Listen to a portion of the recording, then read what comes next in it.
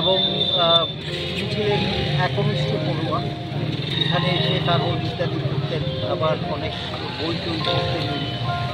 তো সবসময় আমি ওনাকে পজিটিভ কাজের মধ্যেই পেয়েছি এবং সাংবাদিকদের যত কিছু ভালো কাজ করেছে সমস্ত কাজকে উনি উৎসাহ দিয়েছেন।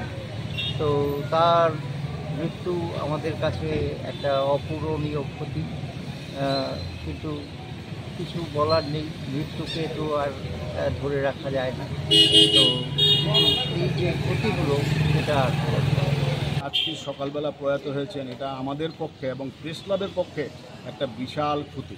জয়ন্তদা বলেছেন যে আসলে দুলালদার মতন পরোপকারী এবং দুলালদারকে ডাকলেই পাওয়া যেত এরকম লোকের সংখ্যা আমাদের এখন কম, কিন্তু এর মধ্যে দুলালদা ছিল একদম উজ্জ্বল একজন লোক যাকে আমরা হারালাম।